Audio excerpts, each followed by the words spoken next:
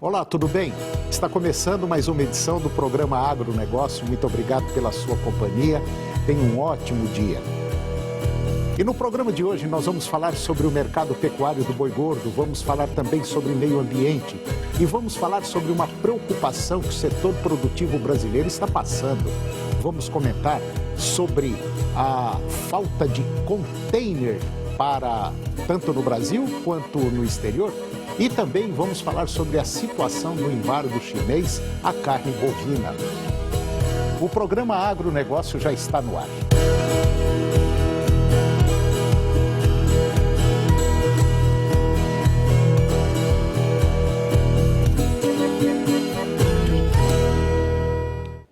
Eu começo o programa de hoje falando sobre o mercado pecuário do boi gordo.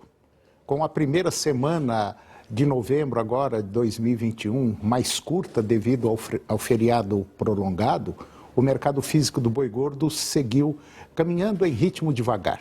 No entanto, a referência de preços ela continua a apontar para cima. Não à toa, os negócios em São Paulo já concretizam próximo aos R$ 270. Na B3, o contrato futuro de boi gordo com vencimento para novembro de 2021, ele fechou cotado agora na semana passada em 277,45 valorizando 1,48% no comparativo diário. Já no mercado atacadista de carne bovina, a demanda pela proteína aumentou consideravelmente. O aquecimento repentino pode ser explicado pela maior capitalização dos consumidores, como é esperado pela sazonalidade devido ao recebimento dos salários e também pela primeira parcela do 13º salário. As exportações de carne bovina in natura fecharam a última semana de outubro em 19,57 mil toneladas, avanço de 15,6% no comparativo semanal.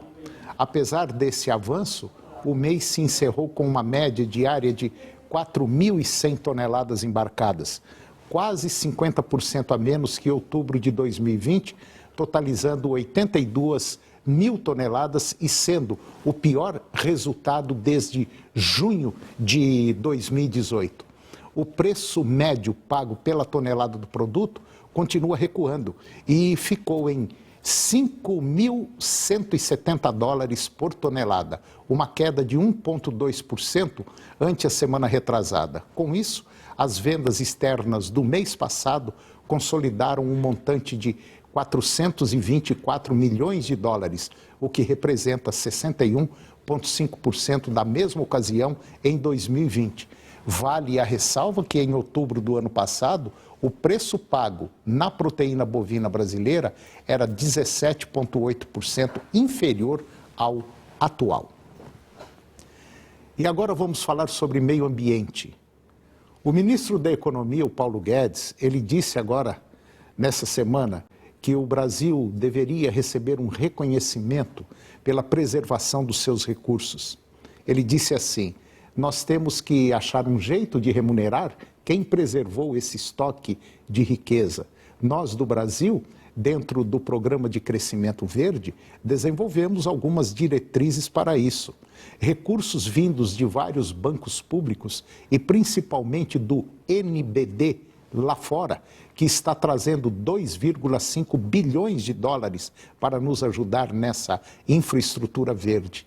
Os nossos eixos são basicamente infraestrutura sustentável, bioeconomia e tudo que possa reduzir, por um lado, os poluentes, mas, por outro lado, tudo que possa incentivar a preservação dos recursos naturais. Ele também afirmou, Paulo Guedes afirmou, que o verde é uma vocação natural do Brasil, o que facilitaria a implementação do mercado de carbono.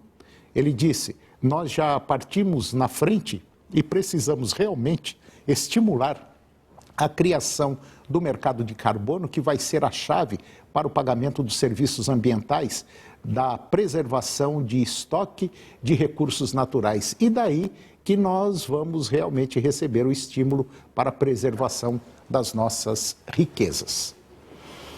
E agora vamos falar um pouco de uma preocupação que o setor produtivo brasileiro está passando. A produção agrícola brasileira está ameaçada por um efeito colateral da pandemia que atingiu todos os continentes. A redução da oferta de defensivos agrícolas e fertilizantes, com um consequente encarecimento em mais de 200%. Dentro desse cenário, a dependência do Brasil aos insumos fornecidos pela China, Rússia, Marrocos e outros países ficou muito evidenciada. O Brasil importa cerca de 80% dos fertilizantes que necessita. A Rússia fornece 30% da ureia que o Brasil consome. A China, que produz moléculas essenciais para agroquímicos, como o glifosato, usado como dessecante para as lavouras de soja, suspendeu a venda ao exterior. As indústrias multinacionais de insumos já estavam sinalizando há mais de 120 dias que haveria falta de produto, o que levou grandes produtores do agro a formar estoques. A Rússia baixou a produção e estabeleceu cotas aos compradores por uma questão energética. Parte do gás utilizado para a produção de ureia foi direcionado aos países da União Europeia. China, Rússia e Marrocos também diminuíram a oferta de fosfatos, cloreto de potássio e nitrogênio. Os custos explodiram e o preço da saca de 50 quilos de ureia, que era vendida a R$ 100 no início do ano, agora custa R$ 250. A escassez não atinge a safra em formação, mas permite prever uma grave crise de preço e de suprimento para a safrinha, principalmente de milho, que vai começar a ser semeado em janeiro do próximo ano, da qual se espera cerca de 100 milhões de toneladas. Também a previsão da falta de produtos veterinários e fungicidas. Nós precisamos rever a legislação, encontrar meios de exploração sustentável e sem agressões ao meio ambiente. É vital reduzir essa extrema e perigosa vulnerabilidade da agricultura brasileira. Pelo menos é o que disse o vice-presidente da FAESC, o Enori Barbieri. E agora vamos falar um pouquinho de logística. Vamos falar da falta de container, tanto no Brasil quanto no exterior. Os exportadores brasileiros estão tendo problemas para exportar mais. Os principais motivos são falta de contêineres e os atrasos nos embarques não são o único desafio para os exportadores. Outro fator que atrapalha as exportações é o custo do frete marítimo, que está 5 vezes mais caro do que antes da pandemia da Covid-19. Aqui no Brasil, o setor do agronegócio é um dos que mais sentem este impacto. O aumento dos preços e a falta de contêineres acontece porque a retomada do comércio global, demanda esse tipo de transporte de cargas, aumentou e a prioridade das empresas donas dos navios foi atender Estados Unidos, Europa e China. O resultado é uma escassez de contêineres no resto do mundo. Com menos compartimentos de carga chegando ao país, existem atrasos em mais de 60% dos embarques. O Brasil é o maior exportador de carne de frango do mundo e, neste ano, as vendas para o exterior cresceram 8%, enquanto as exportações de carne suína subiram 11%. Entretanto, esses números poderiam ser melhores não fossem os problemas logísticos que só devem melhorar no ano que vem. Pelo menos é o que aponta a Associação Brasileira de Proteína Animal. O Brasil vem perdendo a oportunidade de aumentar nossas exportações, gerar receita, câmbio para o país, gerar emprego e renda aqui no nosso Brasil. E depois do intervalo nós vamos falar sobre o óleo de soja e também sobre o mercado da carne bovina. É um minutinho só, nós voltamos já.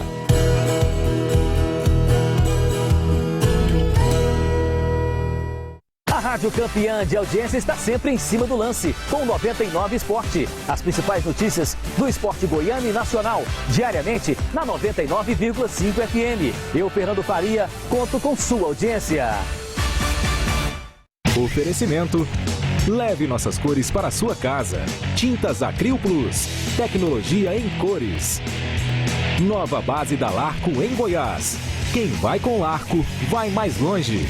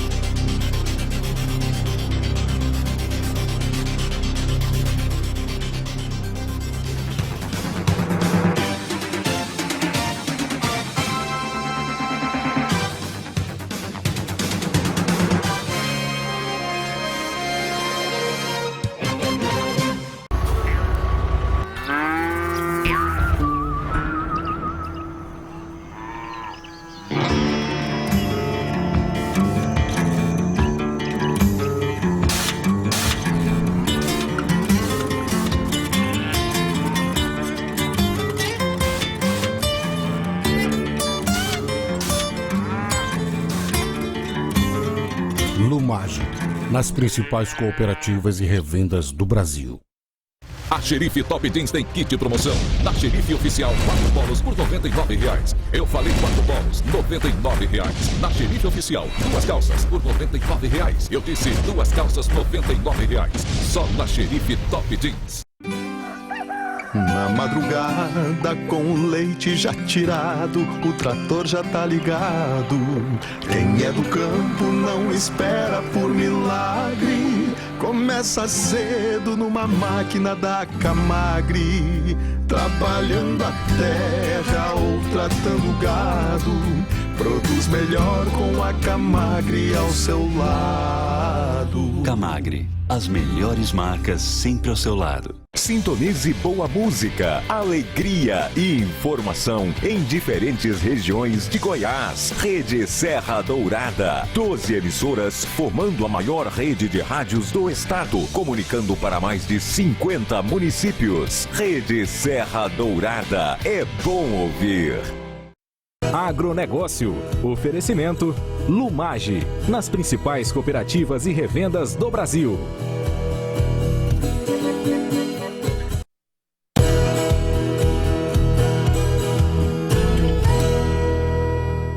Eu estou de volta e agora eu vou comentar sobre o mercado do óleo de soja.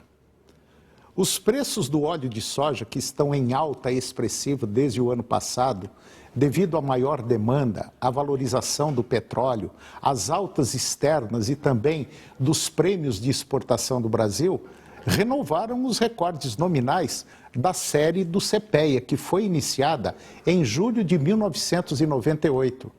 Segundo dados do CPEA, em termos reais, assim, médias deflacionadas pelo IGPDI de setembro deste ano, os atuais preços do óleo de soja são os maiores do ano. E a demanda mundial por óleo de soja também segue crescente, atingindo volumes recordes. Na safra 2021, a produção global de óleo de palma, que é o principal concorrente do óleo de soja, foi a menor desde a temporada 2017-2018. E segundo o USDA, Departamento de Agricultura dos Estados Unidos, levando consumidores a adquirirem maior volume do óleo de soja. E agora eu vou conversar com Fernando Iglesias. O Fernando, ele é analista e consultor das safras e mercado. E nós vamos falar de um tema muito atual, de um tema que está preocupando o setor da pecuária de corte bovina, vamos dizer assim, prejudicando inclusive a produção, produtividade, o mercado, sobre o embargo que o chinês fez em cima da nossa carne. Fernando Iglesias, mais uma vez, obrigado pela sua presença no nosso programa. Muito bom dia mesmo. E eu tenho certeza absoluta que esse tema é um tema de relevância e que tem muita gente aí preocupado com essa situação. Tá tudo bem com você, Fernando? Bom dia por aqui em Curitiba, tudo ótimo. É sempre um prazer participar aqui e realmente temos muita apreensão em torno desse embargo chinês. Desde setembro, a carne bovina brasileira está embargada.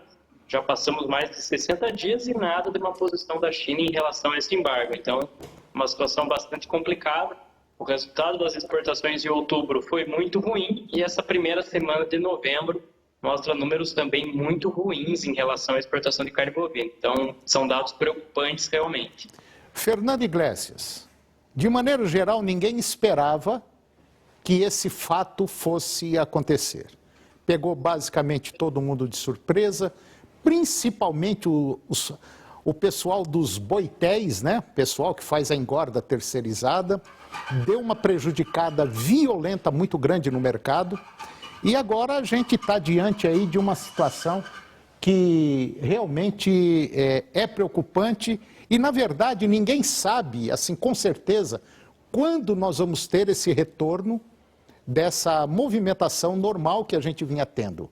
E isso faz com que o setor fique muito apreensivo e, principalmente agora, final de ano, que poderíamos ter aí uma quantidade de carne não só exportada quanto consumida aqui dentro, aliviando o setor da pecuária de corte. Mas parece que a coisa está meio escura, né?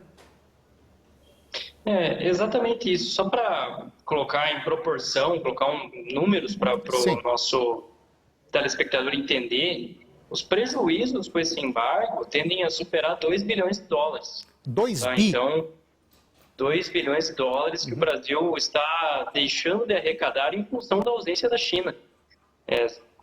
Colocando mais uma vez em números essa situação, 57% de tudo que o Brasil exportou de janeiro a setembro teve como destino direta ou indiretamente a China.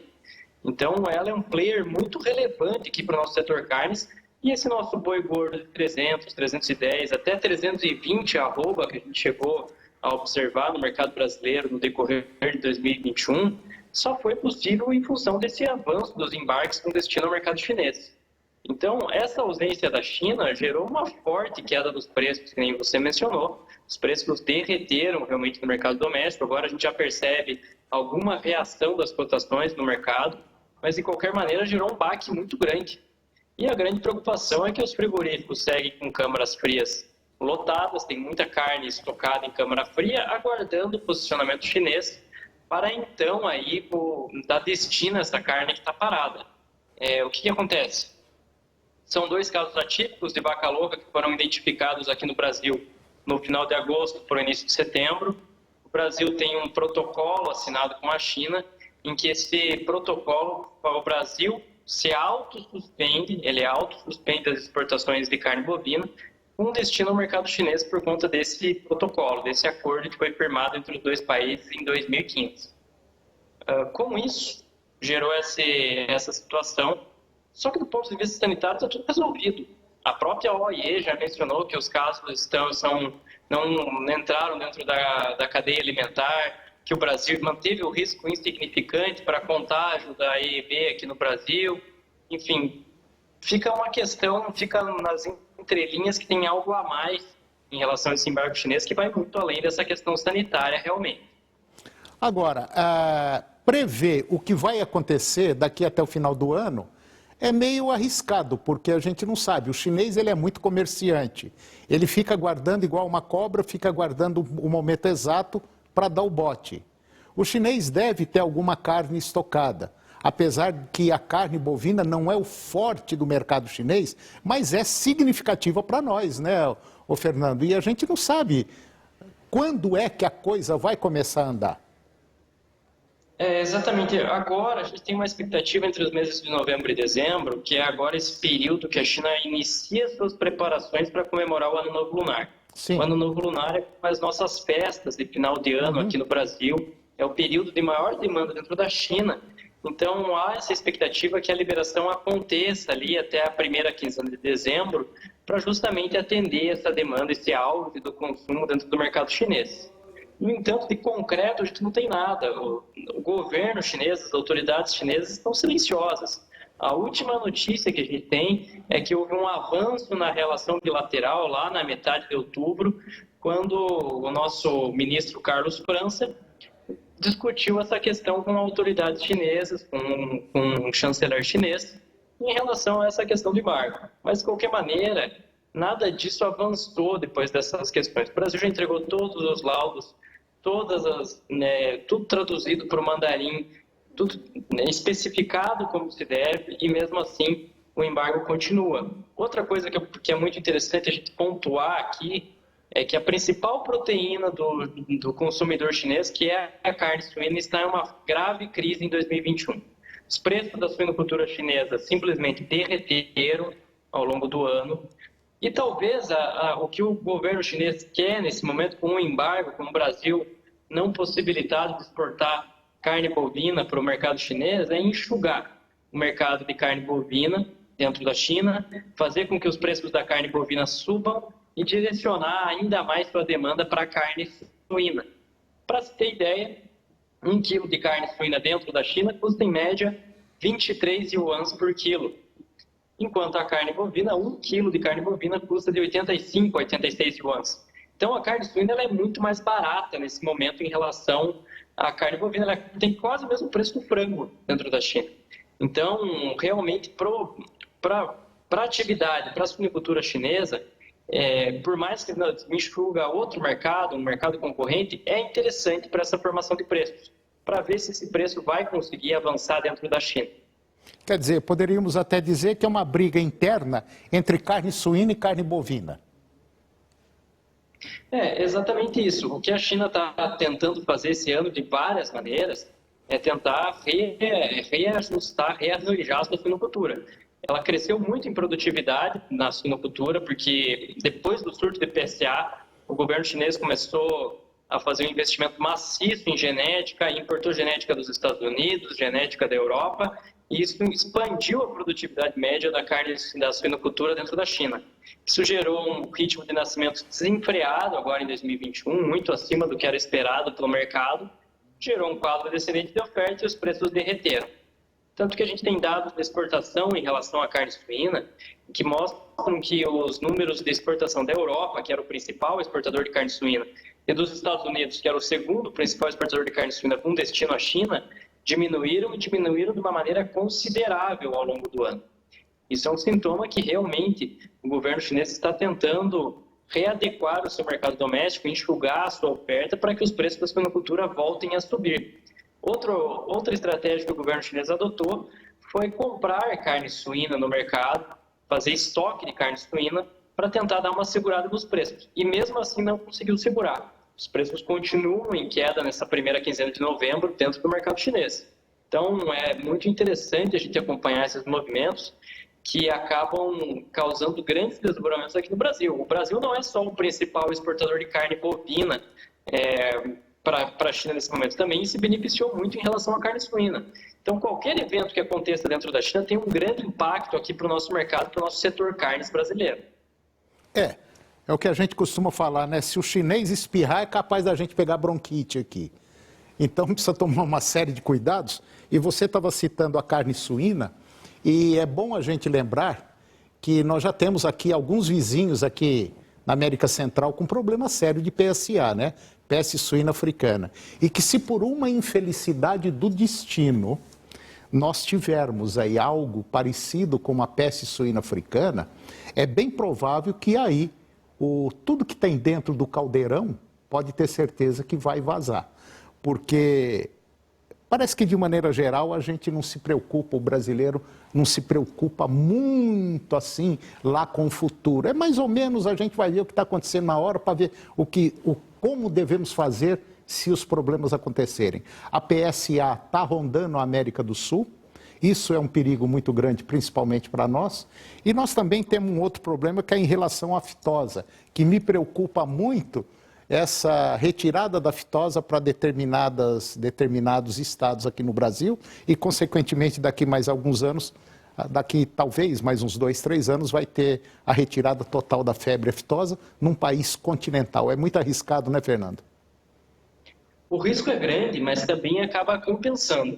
A grande questão em torno da fitosa é que o trabalho aqui feito pela Embrapa, pelas CEAPAs dos estados, pelo próprio Ministério da Agricultura é muito bem feito em relação à conscientização das áreas livres da fitosa ao redor do Brasil sem vacinação, né? Sim, isso aqui claro. é muito importante.